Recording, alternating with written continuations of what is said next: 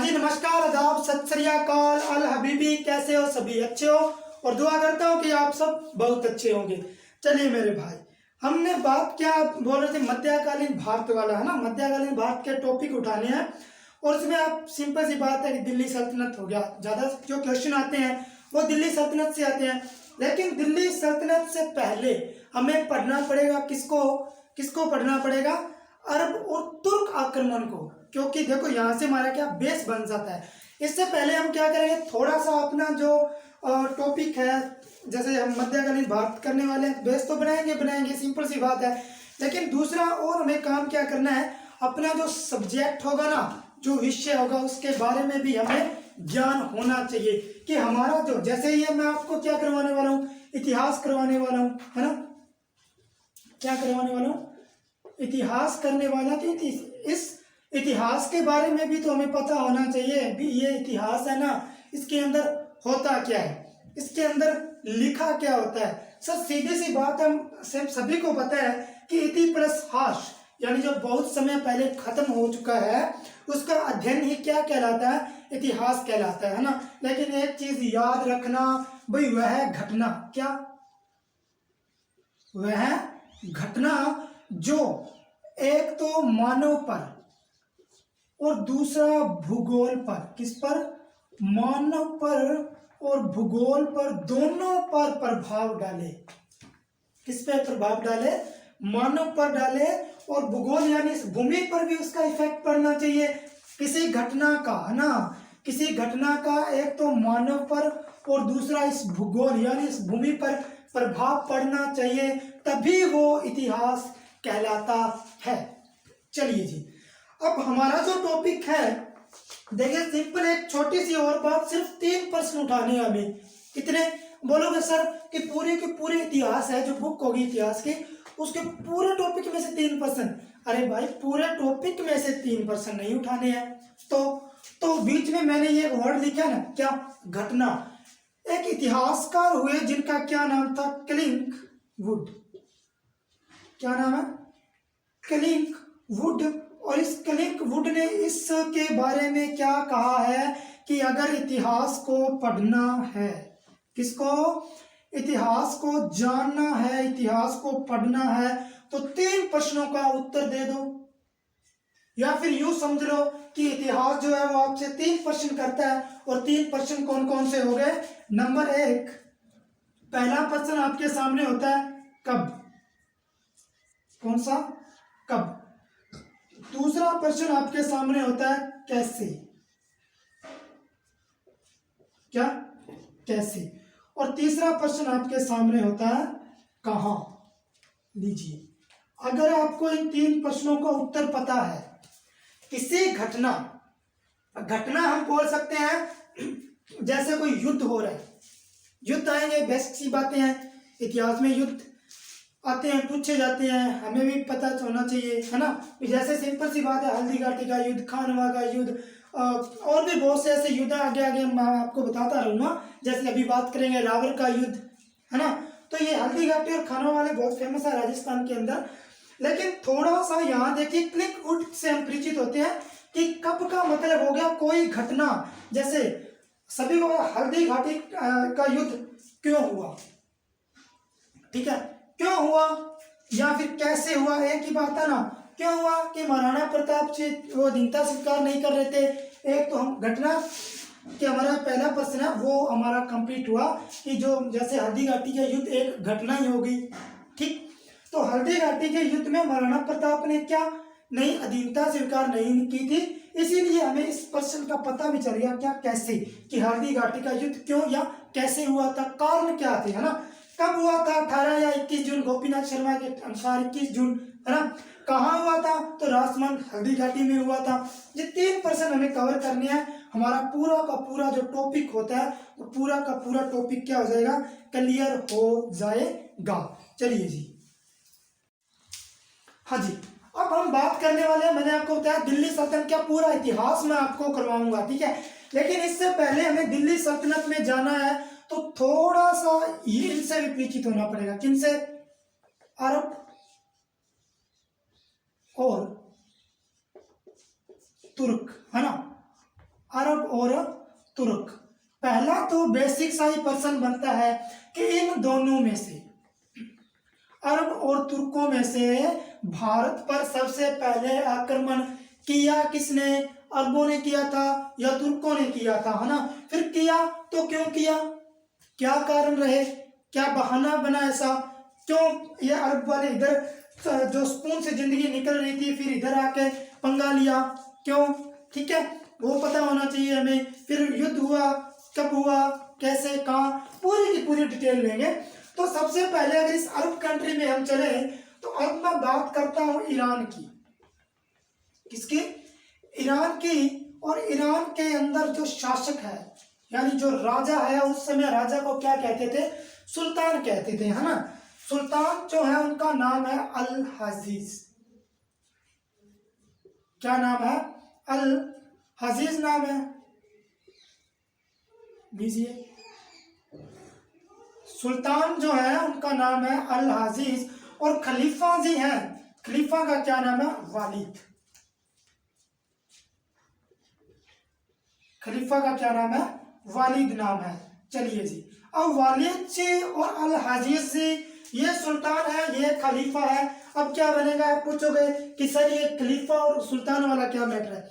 देखो, सुल्तान से ऊपर की जो पोस्ट होती थी ना, वो खलीफा की पोस्ट होती थी, ठीक है?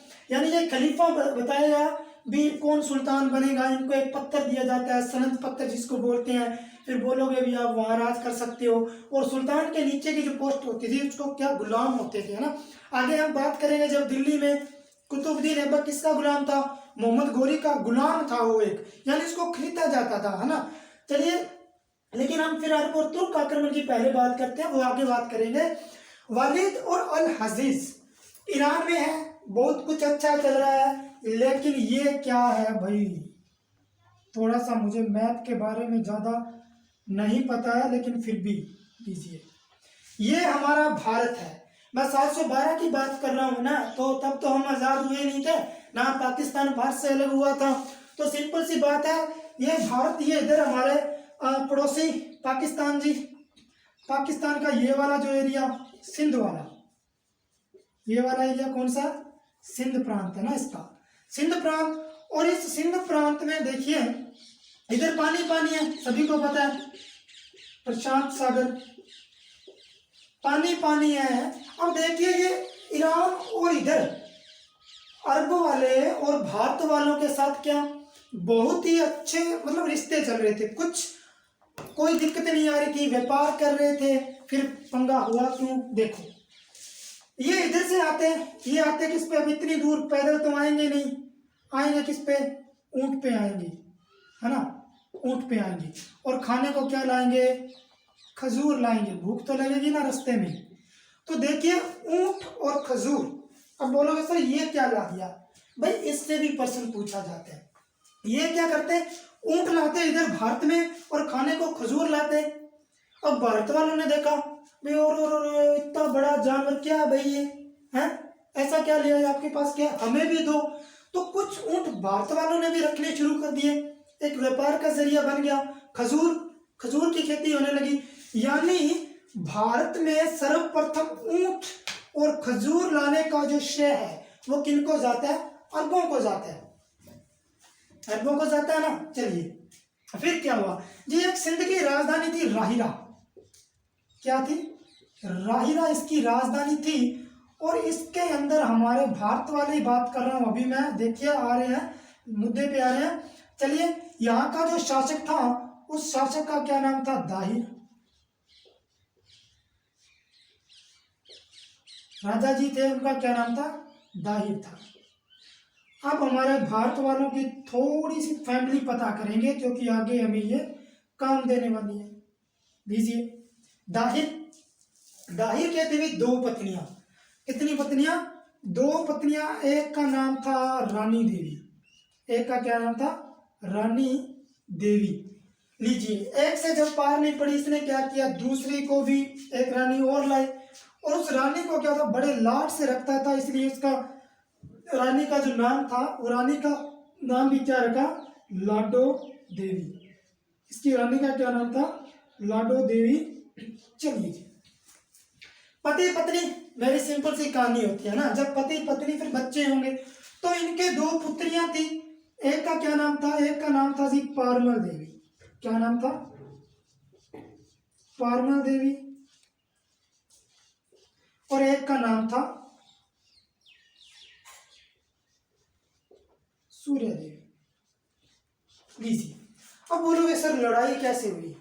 यहाँ सब कुछ अच्छा चल रहा है, इधर से ये ऊंट खजूर, इधर से कुछ खाने को ले गए, गेहूं वगैरह ले गए, कोई दिक्कत नहीं आई, है ना, सब कुछ अच्छा चल रहा है। फिर पंगा क्यों हुआ? मैंने आपको बताया सिंध प्रांत राजधानी राहिरा, राहिरा का शासक कौन है? दाहिर। दाहिर की दोनों पत्नियां काम देने वाली है, अभी देखते हैं ना आगे। एक का नाम रानी देवी, दूसरी का नाम लाडो देवी, तीसरी एक इनके दो पुत्रियां पारमल देवी और सूर्य देवी।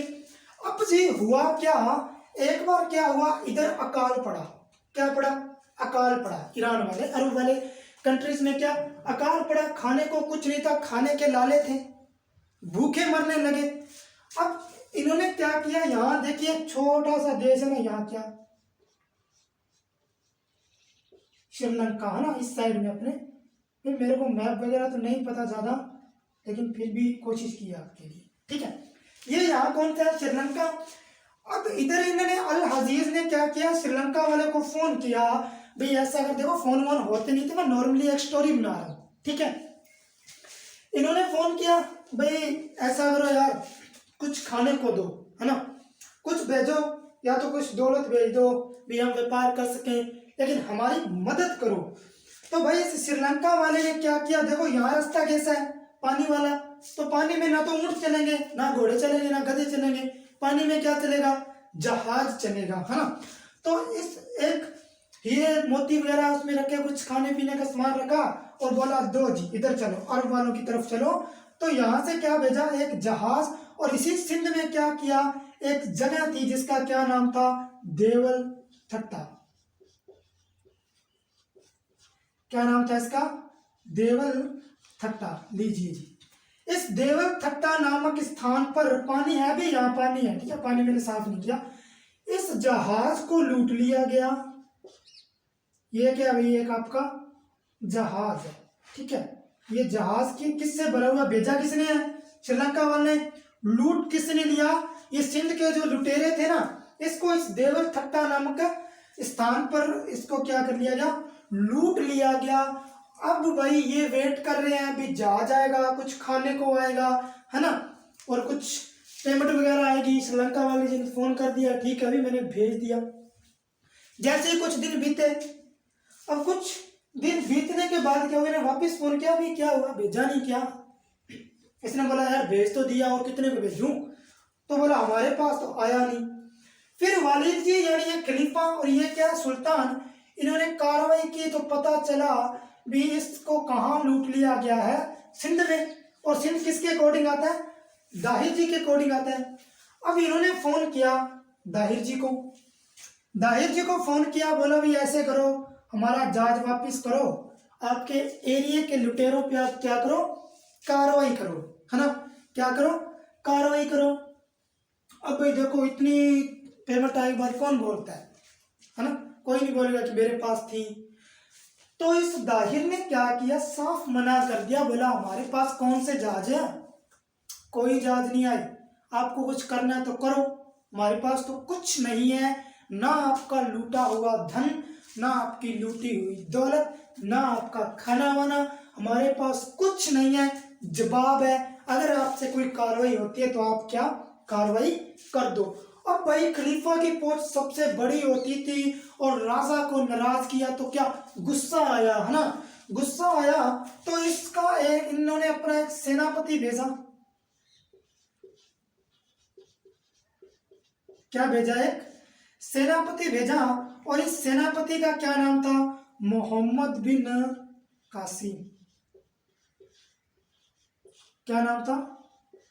मोहम्मद बिन कासिम नाम था। चलिए, ये इनका सेनापति है, बड़ा ही खतरनाक, बहुत ही खतरनाक, बड़ा खतरनाक सेनापति है। अभी इसको कोई ऐसा नहीं है कि कौन मर गया क्या, बस काट देना है दबा दब, ठीक है, जल्दी जल्दी क्या काट देना है। लेकिन मोहम्मद बिन कासिम को कहाँ भेजने हैं? भारत में भेज रहे हैं। यानी भारत पर आक्रमण करने वाला प्रथम मुस्लिम आक्रांता कौन? मोहम्मद बिन कासिम। कौन है? मोहम्मद बिन कासिम है। अब इधर से दाहिर जी आए, कौन है? दाहिर जी आए, लीजिए इधर से ये है मोहम्मद बिन कासिम और इनके बीच एक युद्ध होता है, रावर का युद्ध। कौन सा युद्ध है ये? रावर का युद्ध है। होता कब है? 712 ईस्वी में। कब होता है? 712 ईस्वी में युद्ध होता है और इस युद्ध का क्या नाम है? रावर का युद्ध। लीजिए, रावर का युद्ध इतना खतरनाक, मैंने आपको पहले बता दिया। मोहम्मद बिन कासिम क्या है? बहुत ही खतरनाक बंदा है। तो इसने क्या किया भाई? दाहिर जी को मार दिया। किस युद्ध में मार दिया? रावर के युद्ध में मार दिया। ठीक है, अभी भी फैमिली बाकी है, अभी भी फैमिली बाकी है। तो देखिए, लाडो देवी वैसे ही लाड से चलती थी, दाहिर के बिना क्या करेगी? ये तो मर गई।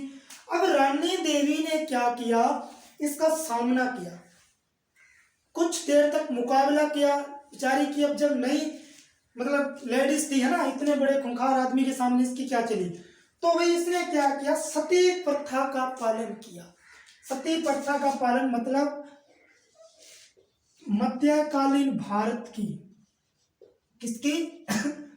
मध्यकालीन भारत में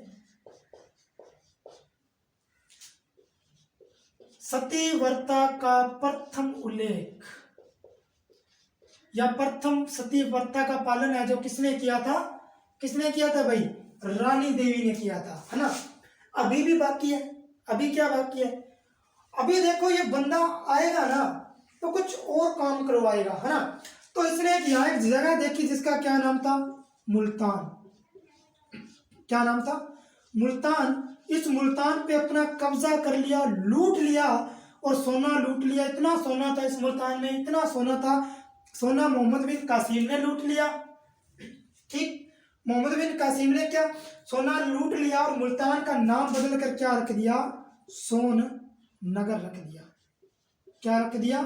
सोन नगर। किसका नाम रखा? मुल्तान का रखा। फिर इस मोहम्मद बिन कासिम ने एक सिक्का चलाया जिस सिक्के का क्या नाम था? दिरहम। बड़ी जरूरी बात क्या? बड़ी जरूरी बात क्या है कि जजिया कर लगा दिया भाई। क्या लगा दिया? जजिया कर। बोलोगे सर ये तो लगता था और हटता था, लगता था हटता था, लेकिन यहां इंपोर्टेंट क्यों? यहां इंपोर्टेंट इसलिए है क्योंकि भारत पर जजिया कर लगाने वाला प्रथम मुस्लिम आक्रांता कौन है? आक्रांता का मतलब होता है आक्रमण करने वाला। और प्रथम बार भारत पर प्रथम बार जजिया कर किसने लगाया? मोहम्मद बिन कासिम ने लगाया। किसने लगाया? मोहम्मद बिन भाई कासिम ने लगाया। चलिए, यहां से बातें थोड़ी क्लियर हुई कि अब देखो अपना राज है ना, अपना राज है। तो इसने क्या कर दिया था? एक तो मुल्तान से सोना लूट लिया, उसका नाम बदल कर क्या रख दिया? सोननगर। सोननगर रख दिया। सिक्का चलाया जिसका क्या नाम रखा? दिरहम। और जजिया कर, भारत पर प्रथम बार जजिया कर लगाने वाला कौन? कौन है आपका? मोहम्मद बिन कासिम। लीजिए, इसका इतने से भी मन नहीं भरा, इतने से भी क्या मन नहीं भरा। अब क्या करेगा? अब इधर नजर घुमाओ थोड़ा। रानी देवी तो सती हो गई, लाडो देवी वैसे प्राण। दाहिर को मोहम्मद बिन कासिम ने मार दिया, लेकिन इसकी दो पुत्रियां अभी भी जिंदा है, पारमल देवी और सूर्या देवी। तो पारमल देवी और सूर्या देवी को इसने क्या किया? बंदी बनाया और अपने साथ ले गया। कहां? और देखो, खलीफा की पोस्ट में बार बार आपको बता रहा हूं, सबसे ऊपर की पोस्ट हुआ करती थी, खलीफा के नीचे सुल्तान हुआ करता था। अब मोहम्मद बिन इसने सोचा, मोहम्मद बिन कासिम ने कि ऐसा करते हैं, इन दोनों लड़कियों को क्या करते हैं, वालिद जी को दे देते हैं। अब भाई खलीफा खुश होगा तो क्या देगा? इनाम देगा, है ना, इनाम देगा। तो पारमल देवी और सूर्या देवी, इन दोनों को किडनैप किया, बंदी बनाया और ले गया। कहा? यहाँ अरब वाली कंट्री में। और किसको दिया? वालिद को दिया। अब भाई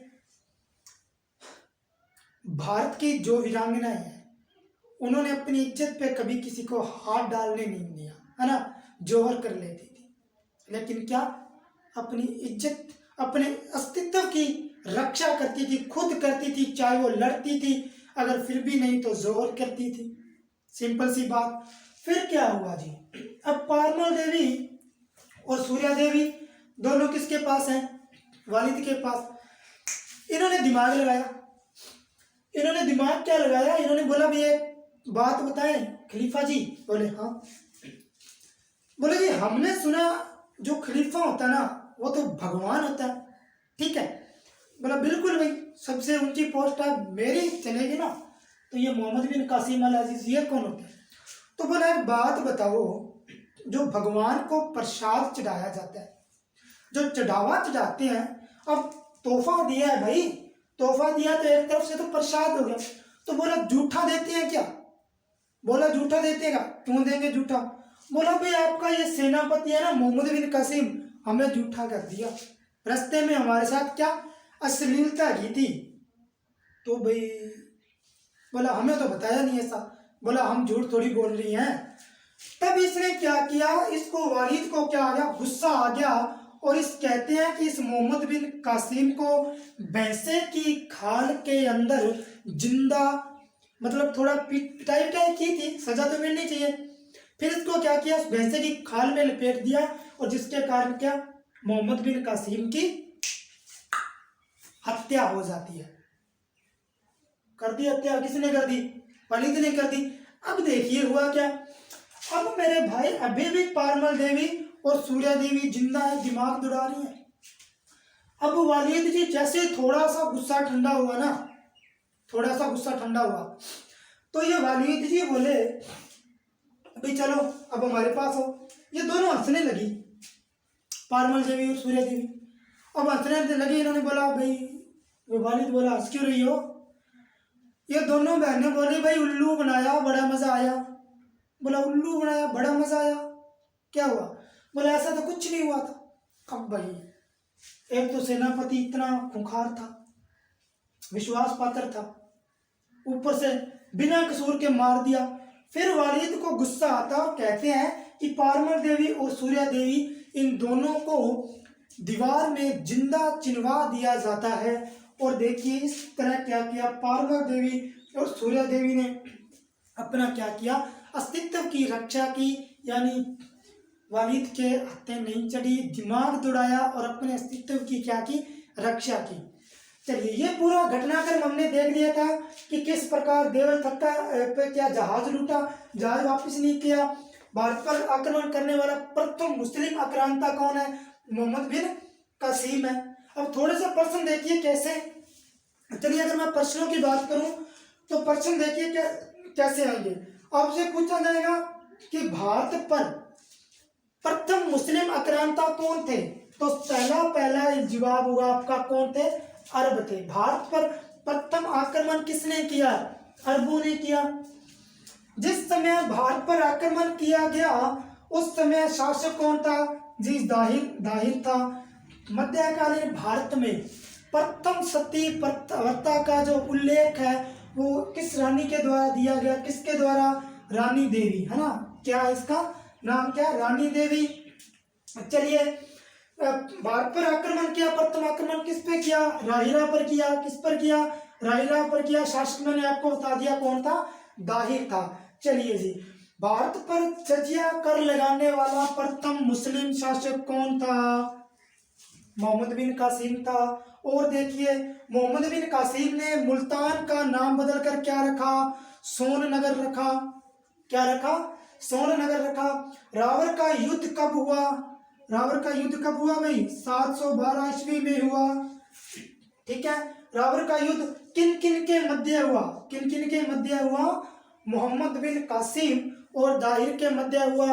हार किसकी हुई, दाहिर की हुई, ठीक।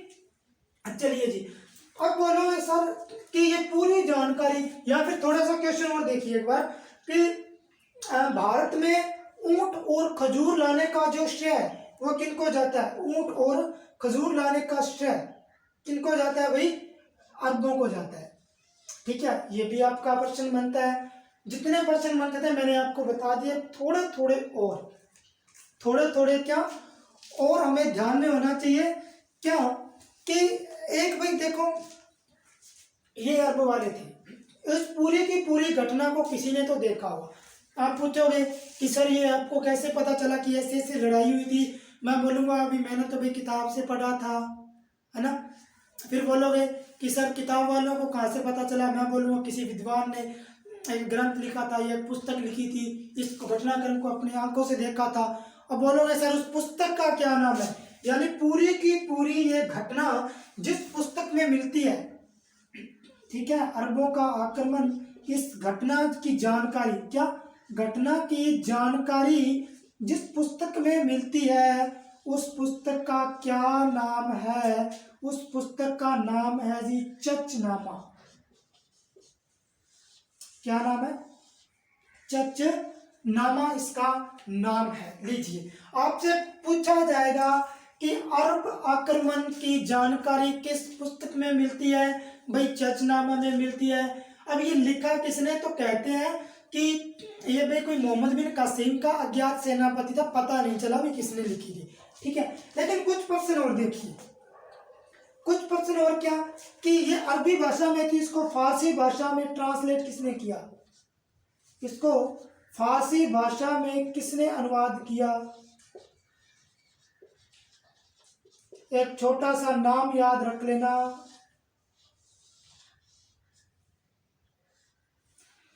चचनामा का फारसी भाषा में अनुवाद किसने किया, तो एक छोटा सा नाम है जिसका क्या नाम है, मोहम्मद अली बिन अबू बुकर काफी, इतना नाम है ना, काफी है ना, छोटा सा नाम है, मोहम्मद अली बिन अबू बुकर काफी। यानी चचनामा का फारसी भाषा में अनुवाद किसने किया, तो मोहम्मद अली बिन अबू बुकर काफी के द्वारा। अब भाई अंग्रेज आए, अंग्रेजों ने बोला हमें तो ये पल्ले नहीं पड़ी, कोई बुलाओ जिसको क्या ये अरबी भी आती है और इंग्लिश में भी ट्रांसलेट कर दे, तो भाई इसको अंग्रेजी भाषा में अनुवाद, कौन सी भाषा में, अंग्रेजी भाषा में इसका जो अनुवाद किया गया, क्या किया गया, अंग्रेजी भाषा में चचनामा का जो अनुवाद किया गया वो किसके द्वारा किया गया, U.M.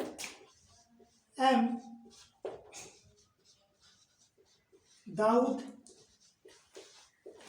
पोटा, है ना, क्या U.M. दाऊद पोटा। मेरे ख्याल से आपको थोड़ा ये इंग्लिश वाला नाम नहीं समझ में आएगा, लेकिन बस इतना सुन लो कि चचनामा का, किसका, चचनामा का फारसी भाषा में अनुवाद किसने किया, तो भाई मोहम्मद अली बिन अबू बुकर काफी ने किया। अंग्रेजी में किसने किया, अंग्रेजी में किया U.M. दाऊद पोटा ने किया। ये था भी आपका अरब आक्रमण, इतना ही है। नेक्स्ट क्लास में हम बात करेंगे तुर्कों की। तुर्कों का प्रथम शासक जिसने भारत पर आक्रमण किया सुबुक्तगिन ने किया। सुबुक्तगिन के दो पुत्र इस्माइल और मोहम्मद। इस्माइल की इस्माइल पसंद नहीं आएगी, उसको मार देगा, और इसी को मोहम्मद को आप इतिहास में जानते हैं मोहम्मद गजनी के नाम से। 17 बार भारत पर सर्वाधिक आक्रमण करने वाला शासक कौन, मोहम्मद गजनी। 17 आक्रमण बताएंगे आपको, जरूर बताएंगे, लेकिन यहाँ से मैंने आपको पर्सन बता दिए, 10% ये आपके कंप्लीट। एक देखिए आपसे पर्सन पूछा जाएगा कि अरब आक्रमण की जानकारी किस में मिलती है, तो भाई चचनामा में मिलती है। चचनामा का फारसी भाषा में अनुवाद किसने किया, मोहम्मद अली बिन अबू बुकर काफी के द्वारा किया गया। अंग्रेजी भाषा में अनुवाद किसने किया U.M. दाऊद पोटा। और जब आपका अरब और तुर्क दोनों टॉपिक कंप्लीट हो जाएंगे तब मैं आपको इसके इंपॉर्टेंट जो क्वेश्चन है वो आपके लिए लेके आऊंगा, पूरी डिटेल में समझाऊंगा, ठीक है। धन्यवाद। अगर आपको ये क्लास पसंद आए तो प्लीज़ आप मेरे चैनल को सब्सक्राइब करना, लाइक करना और शेयर करना, है ना। देखिए आपका प्यार ही तो हमें हौसला देता है, आप जितना हमें पसंद करेंगे उतना आपके लिए और बेटर। लेकिन राजस्थान पुलिस या फिर जिससे भी आप कंपटीशन की तैयारी कर रहे हो, आपके लिए इतना काफ़ी है। जानकारी चीज़ें और भी बहुत होती हैं, लेकिन हमें पता होना चाहिए कि हमें क्या छोड़ना है, क्या पढ़ना है। ठीक है, तो धन्यवाद, मिलेंगे अगली क्लास में।